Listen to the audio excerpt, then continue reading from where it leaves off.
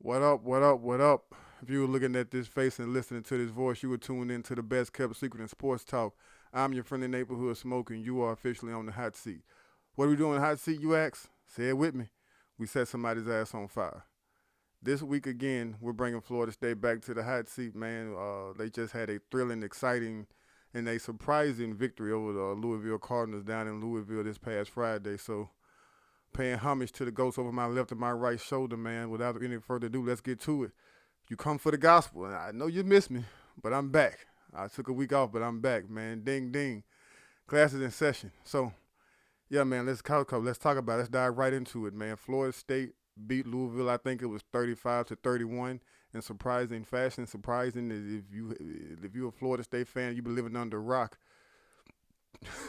you know what happened. You Tate Rodemaker, ladies and gentlemen. Tate Rodemaker.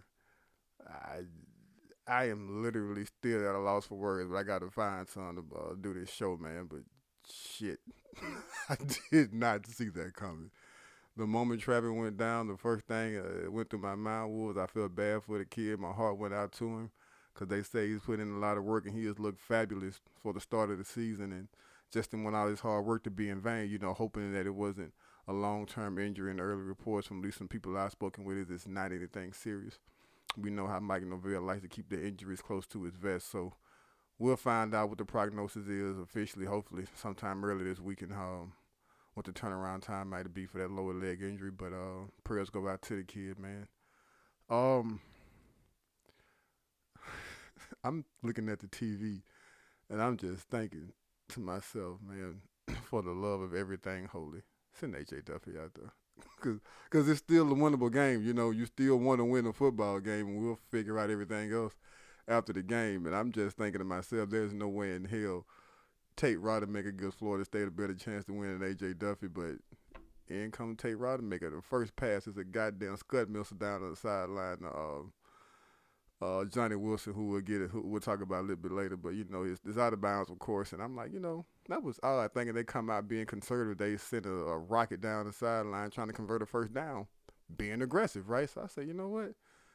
Let's rock, man. Let it rip, man. Let's see where this shit goes. And man, that kid stood tall in the pocket. He maneuvered a little bit. He took some shots in the pocket. He scampered a little bit. He put the ball on the button a few times, which is some things I did not expect to see.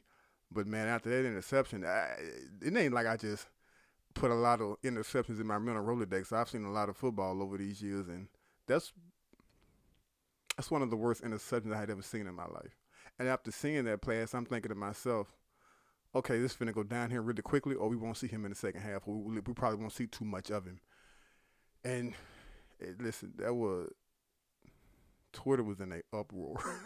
If you were active on the Twitter app, man, Twitter, that was a fun time. I mean, not fun because of the circumstances, but just to see how everybody had literally thrown in the towel. It was fun to see.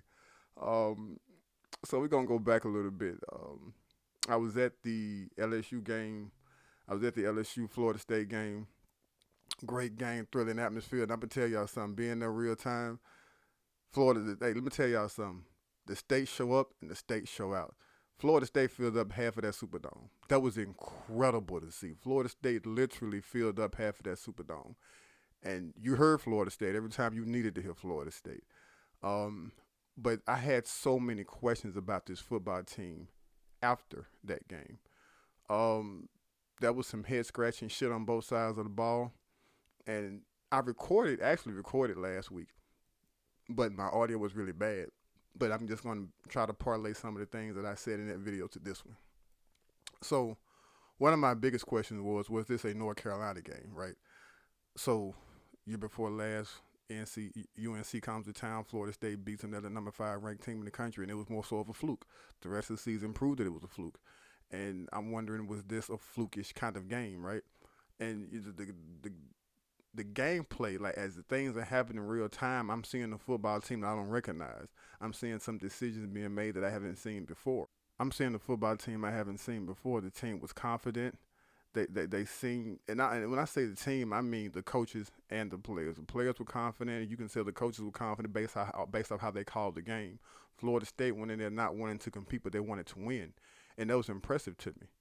And I still didn't know what kind of football team Florida State had, and I could not wait until this Louisville game to finally be able to compare that game and what I thought at the end of this game and what I thought.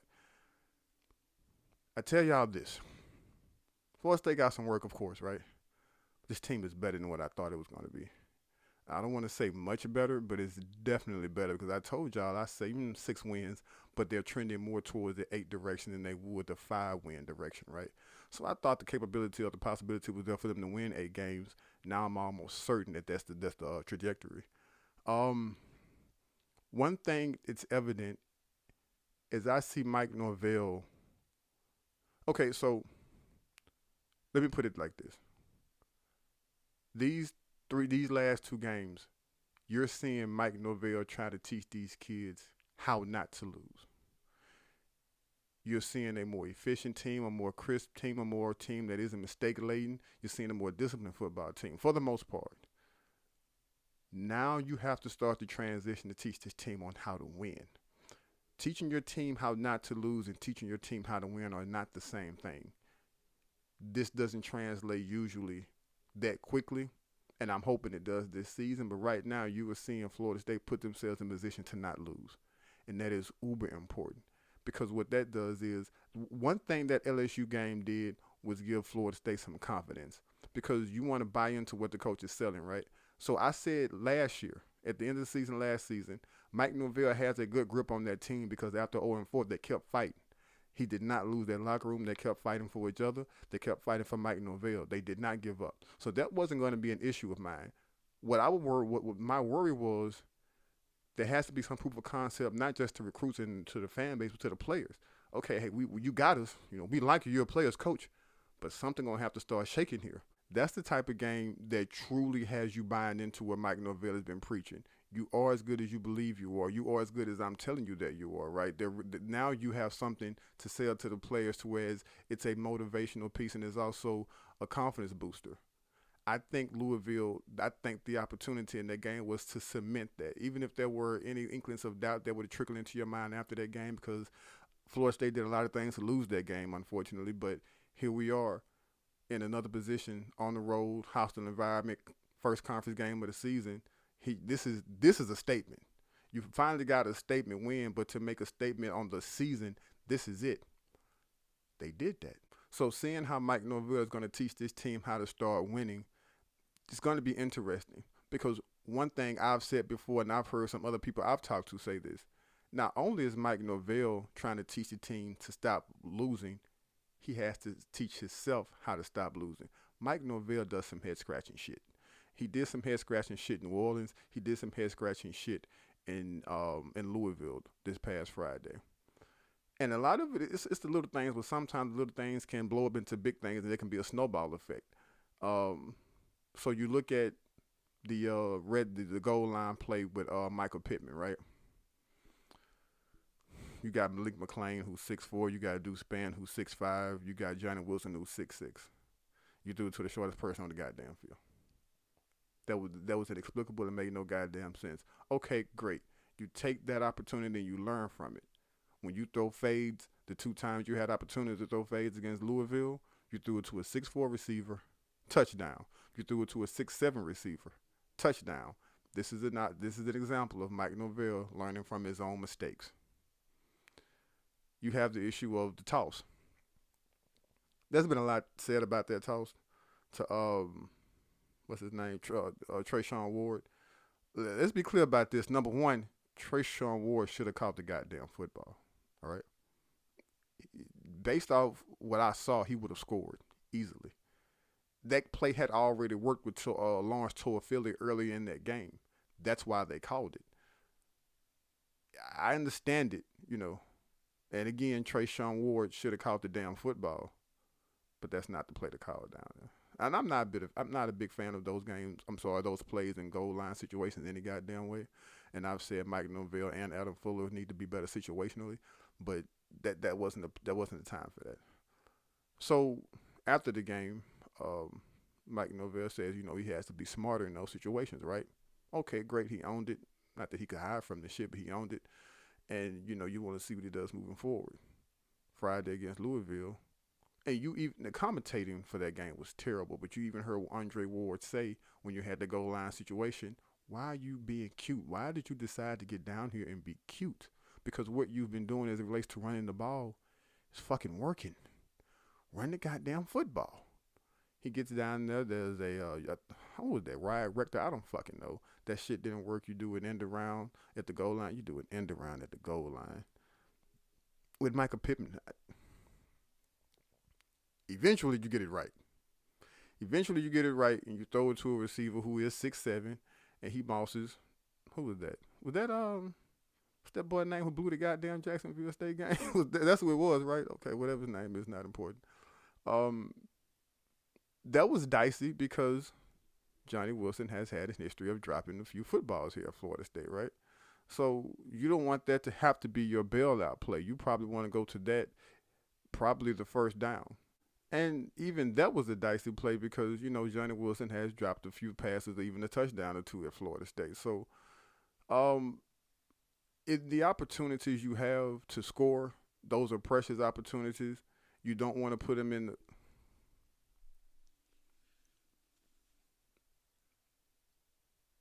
Where did they find Fitzgerald?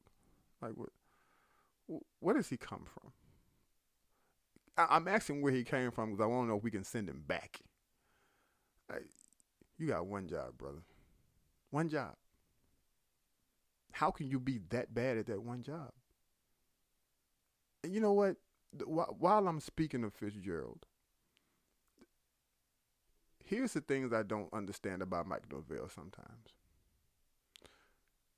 It's third down. Right? You don't get it. It's fourth down.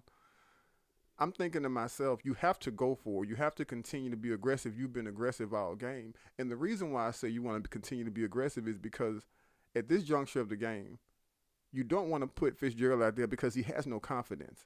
And it's not like it's a chip shot. It's not a gimme. He's probably going to miss that kick. The issue with that is if he misses that kick, you already saw at LSU. I'm sorry, New Orleans, when you play at LSU, they went 99 yards in a little over a minute and a half. Why? I don't listen. Let me be fair. Adam Fuller is decent. He's been decent this season. He hasn't been as embarrassing as he was last season. So he's better, right?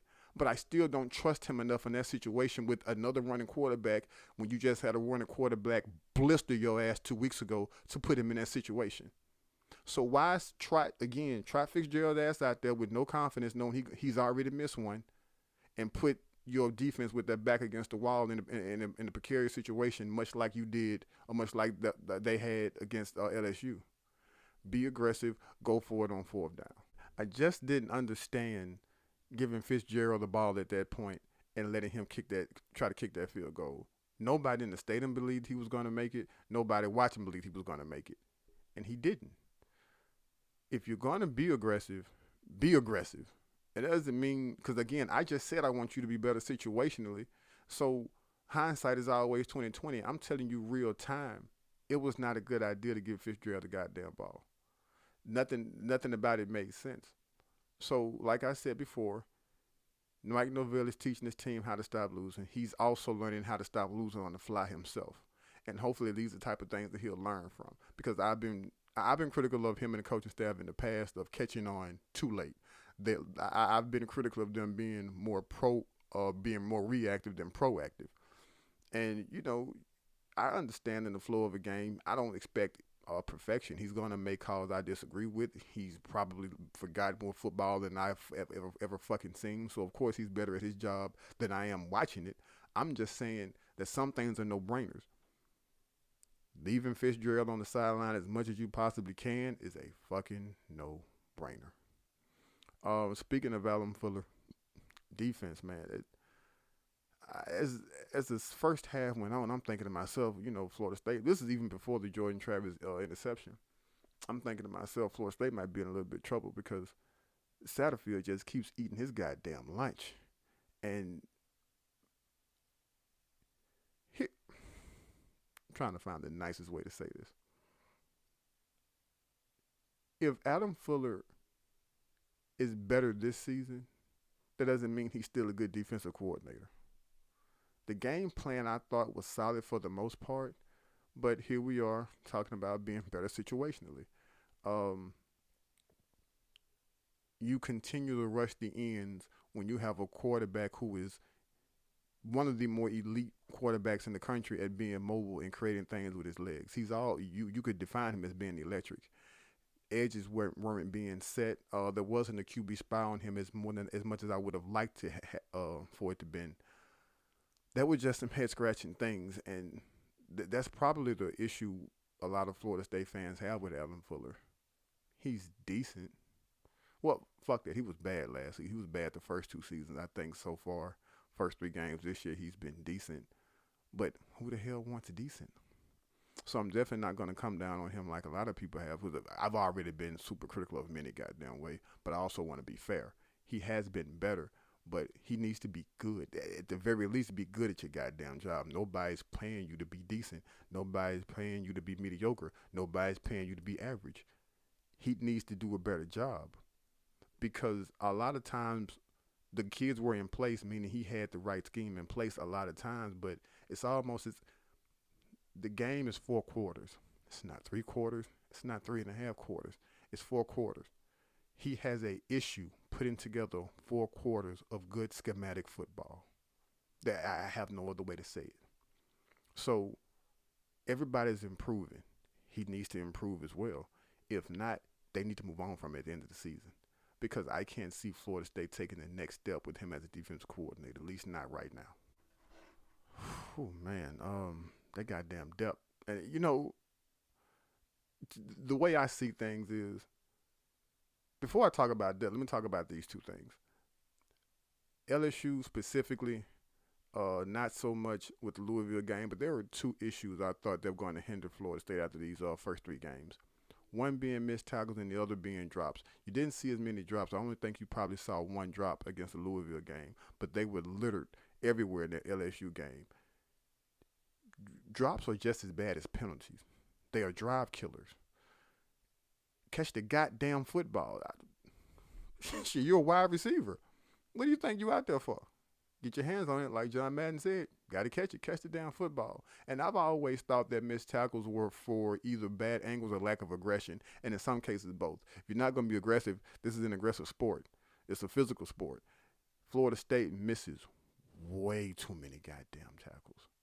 And at some point, this has to be addressed. Like, I don't know what drills they're running. I don't know if these guys are scared to put their head down and wrap up. I don't know if they like tackling with their shoulders instead of their arms. I don't know what the hell the issue is, but there is a clear lack of physicality with the football team, because that's usually is the driving point behind missed tackles. Between the drop passes and the missed tackles, you don't want Florida State to get into a close. If you look at the Louisville game, I don't remember who it was. I hope it wasn't Jamin Robinson. But somebody missed a tackle in the backfield. It was a 4th and 4, I believe, during the last drive of the game. Luckily, Nose bails you out with an interception, but that tackle should have ended the game. He missed it, and it was a first down. You don't want that to be an issue, a lingering issue moving forward, because, God forbid, the game is on the line and this happens. Because as a Florida State fan, you've seen things like that freakishly happen, and whether it be a busted coverage or a bad play on the ball, whatever the case may have been, a lot of times the ball just doesn't bounce Florida State way. When I saw that missed tackle, it was like deja vu all over again, but in a negative manner, right? Clean up the tackles, catch the goddamn football, people. So I remember as the game started, and first play of the game, I think I counted Michael Pittman, Johnny Wilson, Jordan Travis, whatever the right tackle's name is, whatever the hell his name is, Gibbons, what was it, Turpentine or some shit? Whatever, Gibbons. That's 5 people. That's 5 transfers on your offensive line. So almost half of your offensive line with transfers. I'm sorry, almost half of your offense was transfers. It made me think. My issue with transfers is if you bringing in guys, that means you don't have good depth behind those guys. And I got to thinking to myself, I hope none of these guys get hurt this game because I don't necessarily trust the depth behind them. Those guys got hurt. A lot of guys got like, man, at one point it was getting scary. Like these guys were dropping like flies. And I wish everybody, well, I hope everybody recovers. Um, but the depth was tested after LSU. The depth was tested again. The depth cannot continue to be tested. And I'm not saying you have to avoid injuries. I don't know how to do that in football. I'm saying the depth has to stop being tested because the Florida State isn't a plug and play program yet, meaning you can just go to they can't right now have the next man up mentality because I don't think they can scheme around some of the bigger losses that they sustain. And if that continues to move, like if these types of things happens, I'm just saying Florida State is going to be in a world of trouble because at present moment, the roster is good, but it's good when it's healthy. When you look at the guys who are potentially out for the Boston College game, luckily we're playing Boston College because I don't want to see Tate for the rest of the goddamn season. And I told y'all that shit was going to happen. I told y'all it was going to happen. I was positive that at some point he's going to get hurt. At some point, Jordan Travis is going to get Peter Griffin kicked in the shin. And he's going to go down. He's going to say ouch, and he's going to be out for a game or two. Ah! Ah! Ah! Ah! Ah! Ah! Ah! Ah! Because although I am telling you to run his ass to death, I'm also telling you to teach his ass how to slide more frequently. I'm also telling you to teach his ass how to run out of bounds. Maybe we can get some type of NCAA waiver to whereas he can play in bubble wrap or something, right? Like, this is... Mike Norvell does some head-scratching shit to me. But not getting another quarterback to come in and compete with Jordan Travis was mind-blowing to me. And here we are. So, again, Jordan Travis get well, but I don't want to see Tate anymore. And it's nothing against him. I'm just saying I want to know what kind of football team we truly have because I still have a lot of questions about the football team after that Louisville game. All of my questions I think are going to be answered depending on how healthy the team is when they play NC State. Right now, I don't really know. I can't really get a good grip on NC State about how good they are or aren't. But I do know they are a formidable football team. They are one of the more better coached teams in the conference. I am itching to see Florida State play NC State, and I think that's the game, that circle, that is going to really give me an answer. Because I talked about this last season, talked about it the season before last. Florida State had a big win, and you want to see how they respond. Well, one thing, Mike, and I have to give him credit for this. I've been saying for the longest, Mike Norvell has to start winning winnable games. So the games in which they're favored, the games in which they're probably not favored, but only by a small margin, the games in which the coaching and the talent probably mirror each other, there isn't a really big gap, he has to start winning those games. He's done that thus far. I need to see how long he can sustain this. Because right now, we all want to know one thing. Well, at least at the beginning of the season, we all want to know one thing. Is Mike Norvell the guy? We were all going to find that out this season. Well, people, we are finding it out right now. And this is a long season. We're only 3 games deep, so we probably got, 9 more left. It's a long season, and we're going to have more questions are going to arise. We're going to be looking for more answers. But right now, again, as I said at the top of the show, I believe this team is much better than what I thought it was going to be. I need to see how good they can be for an extended period of time. I need to see how truly good they are, not just for a 3-game stretch. The play calling this season, I don't know if Atkins is to blame or Norvell is to blame, but goddamn it, I like what I'm seeing. Again, you got some head scratching shit, but that's every game. I don't expect perfection, but the play calling on offense has been really, really fucking good.